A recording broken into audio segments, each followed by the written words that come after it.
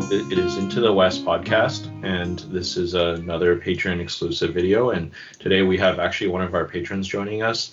It is the Dragon Horde. Great to be here, guys. Glad I could come in and be on the call. I've got a lot to say about this topic because I'm very salty, so I'm sure that's going to add a lot to the discussion. You guys watched our recent list reviews video? The list that he submitted was with Army of Laketown, and that's actually his list that he was going to bring to Nova this year. That'll be one of the changes we'll be covering today, but we'll just go over the big ones first, the ones that everyone's talking about. Oh, just a question. When is the last day for list submissions? Great question. I hope it hasn't passed yet. Oh. It's got to be coming up, right? What are they going to do? Like, they'll be like, actually, no, you get to play with the illegal list just because. Like, Devin will just say I lose every single round. Great use of my time. The first major change is one of the big hitters from Defense of the North. It's Assault on Lothlórien. So, if I remember correctly, the change for this army is that now Musgur has to be the leader of your army, and you cannot have more goblin models than orc models. So you can't spam like the prowlers and the bows like you used to be able to. What do you guys think of this big change? There is actually one more minor, I guess, clarification, but it seems like a lot of people are playing otherwise, is that supporting models do not gain the +1 to wound. And that's very similar to the Blackgate Opens Legendary Legion as well. That has also been FAQ'd. I think from what I saw, and myself too, most people just played it that the support did get the +1 to wound if you did outnumber in the combat. So I think a while ago when we were talking about this Legion and if it was OP or not, I suggested something along the lines of making Musgar have to take a warband of orcs, like a full warband, as like a nerf. And this is like maybe a little bit more than that, but it's the same kind of idea. I think it's a fun nerf because it still allows you to play the Legion and you still maintain the rules that kind of give the Legion its identity. But it kind of keeps you from playing the skew list where you go heavy on like Prowler plus bow shooting and can really spam out numbers. And it forces you to do a little more of like, it's kind of now a Horde list that can take some tricks and has some fun special rules. Now, I'm still questioning a little bit if it's enough of a nerf, but I do like the approach of doing it a little light to start with and then, adjusting it if necessary.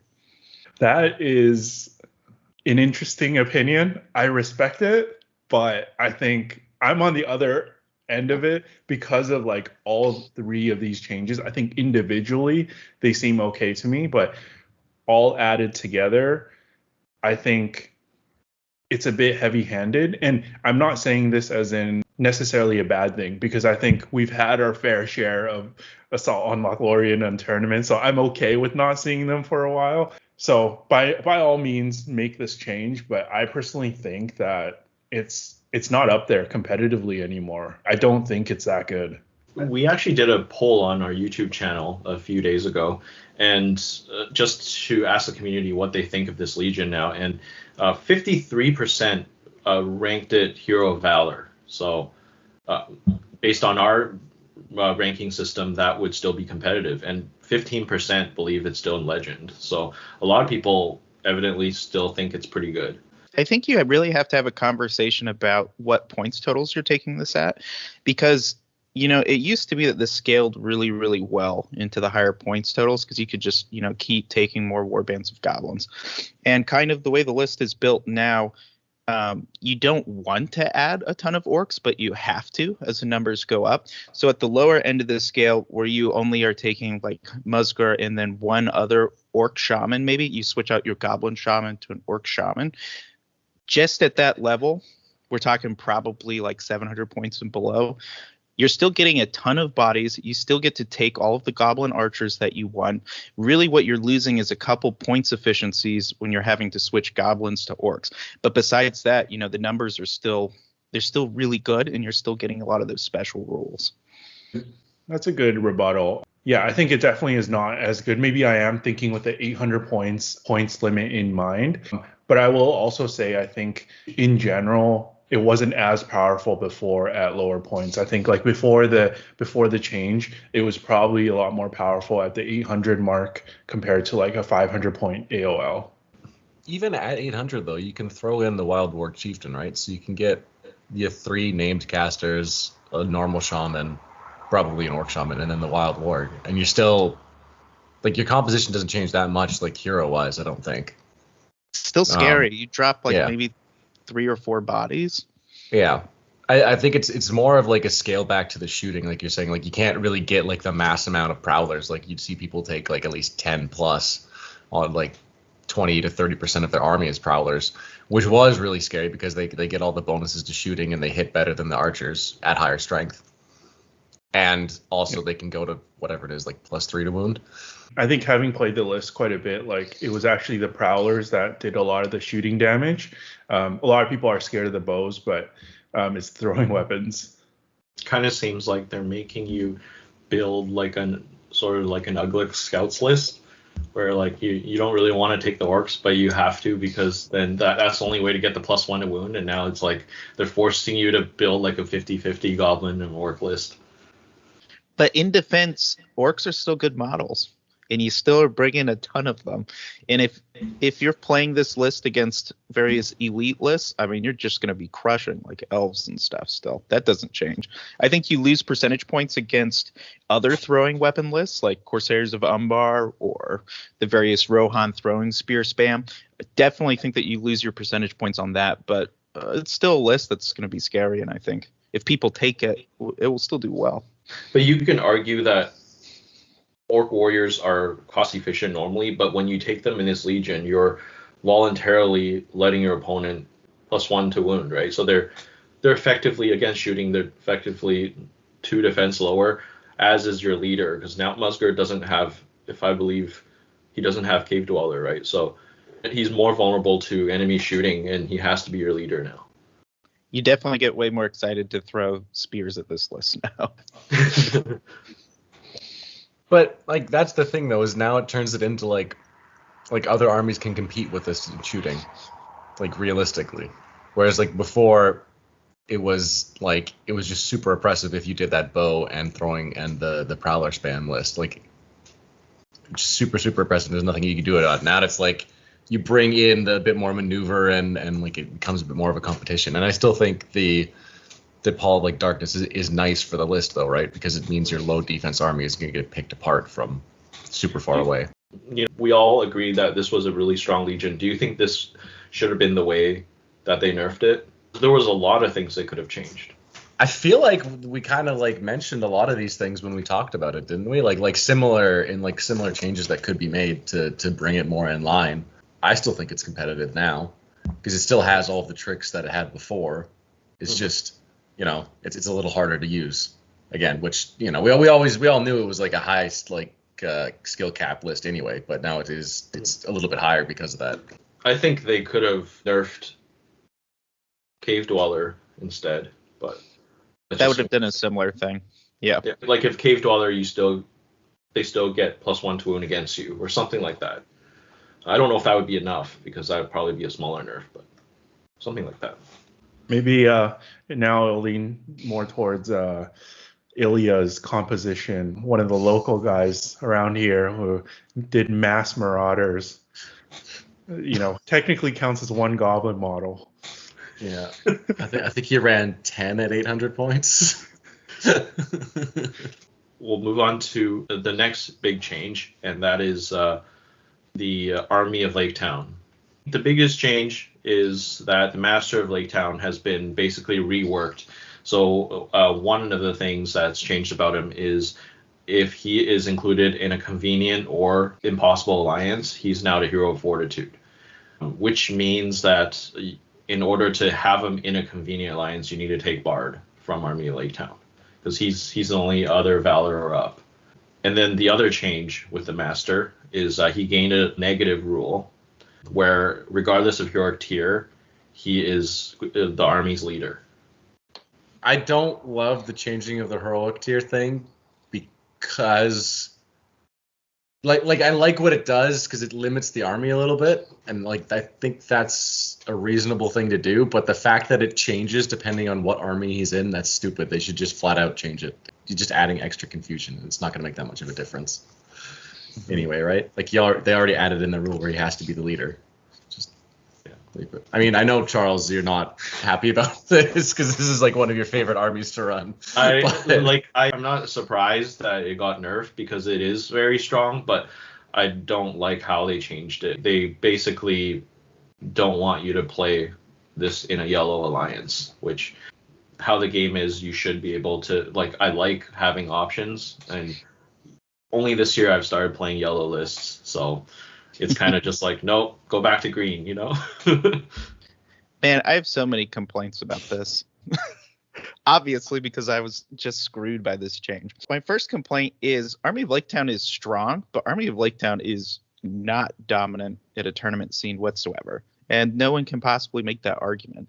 I don't know if you guys have seen this, but GBHL now posts all of their winning lists online. And you can go through and you can look at all of them. And if you look at all the GBHL 100 level tournaments, those are their biggest tournaments, they have all of the podium winners listed there. And there's 51 podium winners. And out of those, there is one Army of Laketown in those 51 armies. I played it at a recent tournament. I was the only person that was playing it. I don't think you see this army very much. I don't think it's very popular. So if you nerf this list, the first change, just making that the Master of Laketown having to count as your leader, like that is a nerf that hurts the list, brings it in line if you think it's too strong. But then the second part is just, it's kind of a nuke from the stratosphere where they just wipe out the list from higher points levels.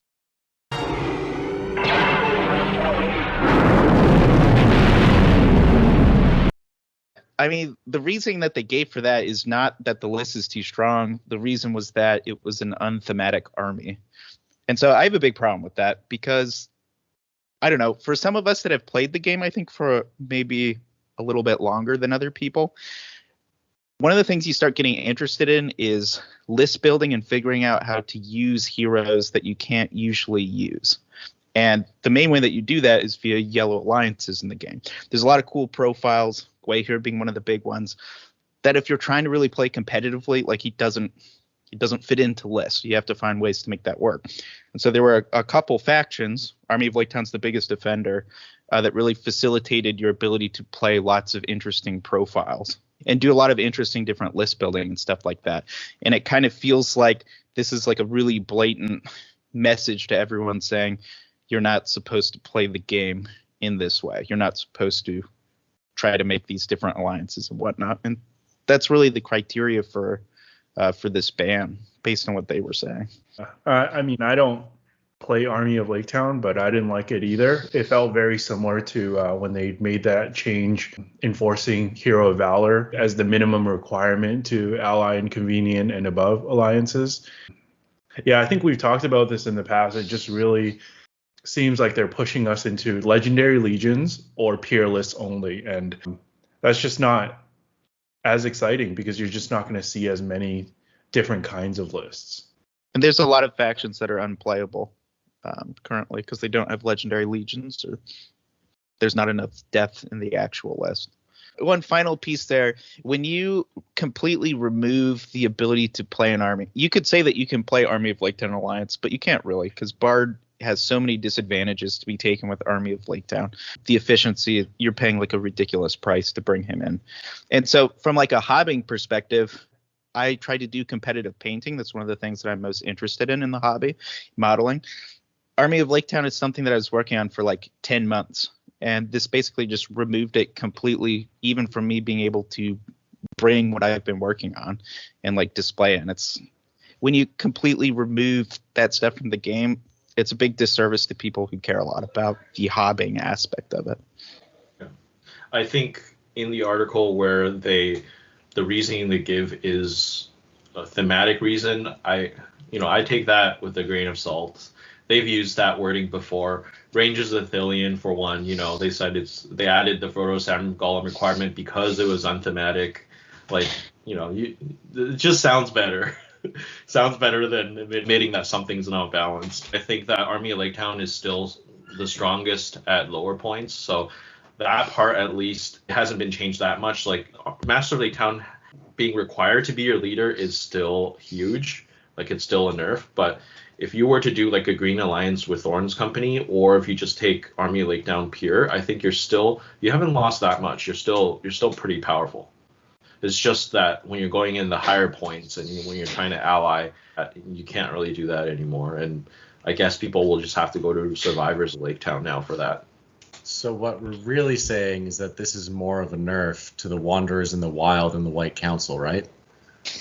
See, Ian, you figured it out. The reason they nerfed this list is because you could take Galadriel, Lady of Light, with Saruman, and it was actually competitive. And they're like, no, Galadriel, Lady of Light cannot be competitive in anything besides Legendary Legion. We don't do that here anymore. It's gone. Can't do it. I don't know. Yeah, I think I still agree with Charles, right? Like it is still going to be good at lower points and like with Thorn's Company, and that is like a scary list, but did it need to be this crazy where you can't take the entire allied thing? Maybe just the master nerf where he has to be your leader, maybe that would be enough. Because that's like a big reason, I guess, why you do. Like the other reason why you ally into other crazy lists is easy enough to change him out. But yeah, what is he? He's like D4, 2 wounds. Yeah, he's pretty weak. He also is on. Uh-oh. 12 seconds later. You disconnected for a second. We lost you after you said he's unarmed. He was always easy to kill. I definitely agree. The list is still competitive if you're playing pure or you're dropping in like 1 or 2 Thorn's Company. But for all intents and purposes, you would just go Survivors over Army of Lake Town at anything above maybe 600 points. There is one change that is technically not in the FAQ, but I want to bring up. What do you guys think about Host of the Dragon Emperor not getting a nerf? You're next. I would say that they need to sell more Dragon Emperors. Yeah, Forge World. That's what I would say. It's just like by proxy now. Like people were saying, like it's the only one left that's like going to be pushing the skew, right? So it should get its attention in February. I think there's 2 lists that have been putting up tons of results that weren't really discussed in this FAQ. One is Host of the Dragon Emperor, which I think dodged it in part because it feels the most fair to play against. It doesn't have the gotcha mechanics that like really allow you to like crush people and make them feel like they weren't even a part of the game. Like Assault on Lothlórien has tons of gotchas to one-shot heroes. It's got the ability to just wipe someone off the board with shooting. And then you look at Assault on Helm's Deep. Everyone's had their heroes killed by ballistas before. It's not very fun. But against Host of the Dragon Emperor, you just are slowly cut to death by all these strength 3 guys rolling billions of dice. So in the scale of things, they're just like a really efficient list that's probably a little too efficient and aren't quite that scary. The Dragon Emperor, no change, is probably the thing that angers me the most about this FAQ. I can feel your anger. I agree. Like, I think the main reason why it's not seen as much is because of the barrier to entry with costs. And just because it's not taken a lot, like, doesn't mean it's not good. Like, the people who do play it, it's crazy how, okay, I don't want to offend anyone, but how little skill you need to be able to roll someone with that list. It's not unbeatable, but to me, it was much more frustrating to play against than even an Assault on Lothlórien. And you can argue Assault on Lothlórien was better, but it's just, I guess, maybe my play style. Like you're fighting against like fast moving horde elves with like a crazy, like almost unkillable leader.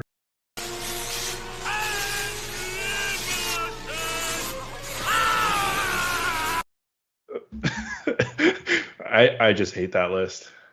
Do you guys ever play in doubles tournaments? Yeah, that list is so ridiculously strong in doubles. It is almost unbeatable because you take the double drums on your 2 warbands, and so many of the doubles matches are about just running and killing one of the armies before you get there.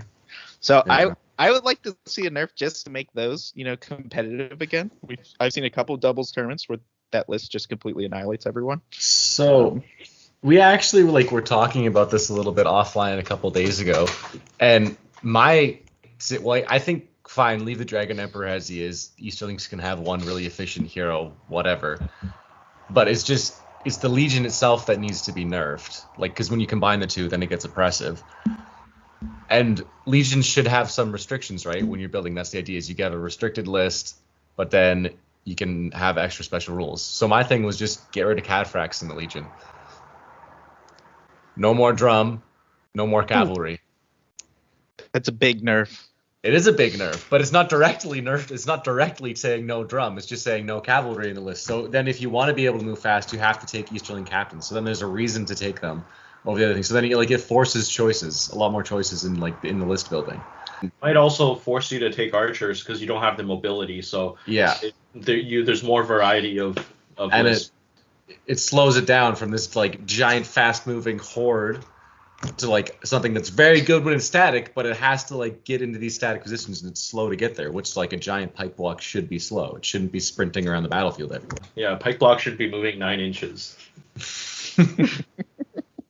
And what makes this worse in this particular FAQ is I feel like the top 3 or 4 competitive lists are all nerfed except for the Dragon Emperor. So we've all seen the memes of that's the only one being untouched.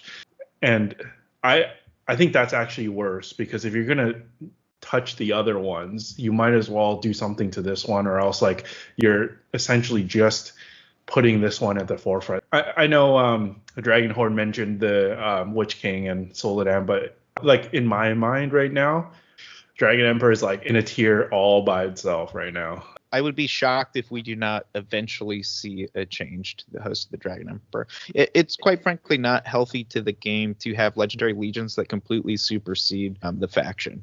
And that's what that legendary legion does. There's no reason to play Easterlings not in that legendary legion. Which is kind of sad, because Andor's pretty cool. The Forgotten Easterling. He's a pretty dope hero. He's holding down the fort for so long, and then this new shiny guy shows up and just kicks him to the curb. It's this is my list now. Go away. And Kamul, they even forgot to print in the army list. We don't talk about Kamul. Yeah, it's not needed anymore. Those guys can hang out with their war drakes on the side. War drakes. I forgot. Did they add where are we getting models? Did they add a base size in the FAQ? Someone commented on the Facebook that it was 40 millimeter. So that's the official ruling. Facebook. Okay, I mean, they should be 40 millimeters anyway, but it'd be nice to have an official, silly. What? Why would you release a profile when you have no model and no plan for a model? I don't know. Watch the nerf be for however many Easterling heroes you take, you must take the equal amount of war drakes. That's fun. Well, this has been our discussion on the August 2023 FAQ. Thanks to Dragon Horde for coming on to talk to us about all the changes, and patrons, thanks for your support. See you next time.